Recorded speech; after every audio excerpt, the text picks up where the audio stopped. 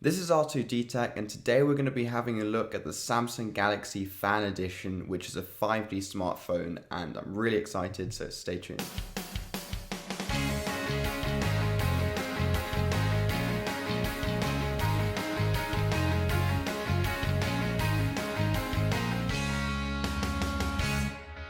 So in terms of design, this is fairly similar in some ways to the Galaxy S20, which is Samsung's flagship phone.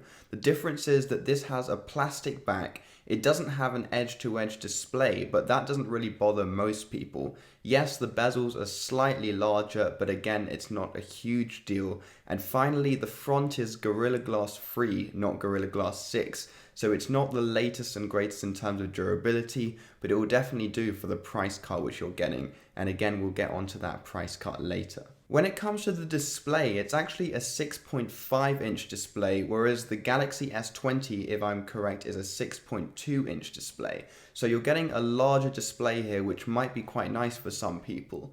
Also, it's an AMOLED panel just like the Galaxy S20, and surprisingly, it's also 120Hz, which I think is amazing, especially for this Fan Edition phone, which is meant to be more of a budget take on the flagship S20. Now, it's a 1080p resolution, not 1440p, which is a slight downgrade from what you get on the S20. But again, in terms of battery saving, you'd probably want to be on the 1080p mode anyway, and most people won't really notice the difference, to be honest. Moving on to the specs, you do surprisingly get the latest and greatest Snapdragon 865 chipset from Qualcomm, which is actually quite a shock to see on a more budget take of the Galaxy S20. Now, I'm not complaining, it's great news. This will mean that your phone will be really snappy and fast, and it should also be pretty future-proof as well, which is nice to see. In terms of storage, you get 128GB on the base model with 6GB of RAM. I do think the 6GB of RAM is a bit low, especially if you want to future-proof your phone, and so I would opt for the 8GB RAM model, even though it's slightly more expensive.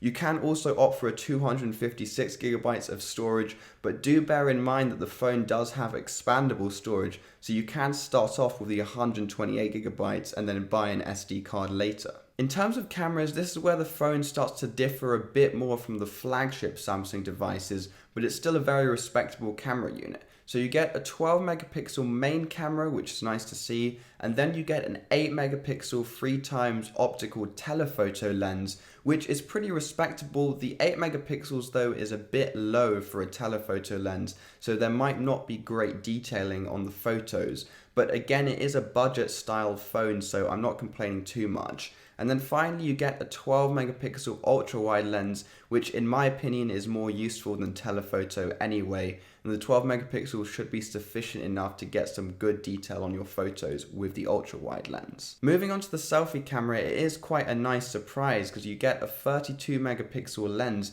which is actually quite rare to see on a more budget style phone. This is a lot of megapixels, and you should be able to get some really nice detail on your selfies with this lens. And also, we've seen Samsung's image processing in the past, and it's actually pretty good and almost on par with Google. Of course, you can download Gcam as well to get some even nicer software processing.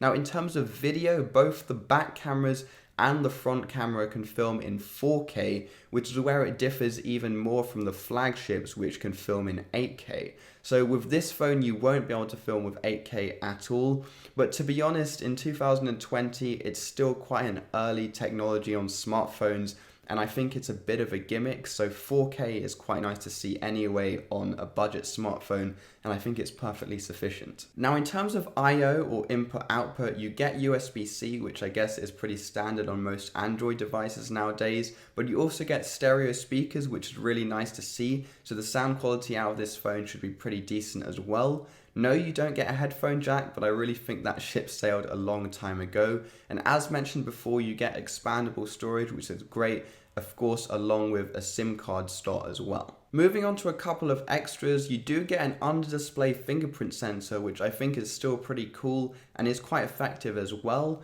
Now, this is definitely a trend which I'd like to see continue into the future, and maybe even one day into the iPhone ecosystem as well. Now you also get 5G since this does run the Snapdragon 865 chipset.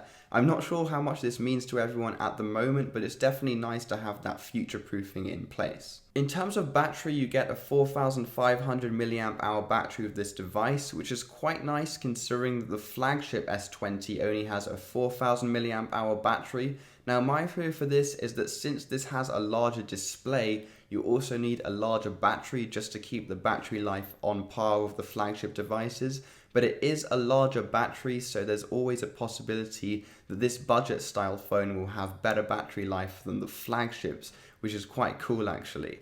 Now in terms of charging, you can charge up to 25 watts when it's wired. This isn't the fastest charging we've seen, but it will definitely do. In terms of wireless charging, you can go up to 15 watts, which is respectable as well. Again, not that fast, but definitely respectable. And this also has that reverse wireless charging feature, which is a bit of a gimmick, but it's good for charging things like your Galaxy Buds. And this can do up to 4.5 watts, which is very low, but for some earbuds, it will probably do just fine. Now let's talk about the colors, which of course is a very pressing topic at the moment.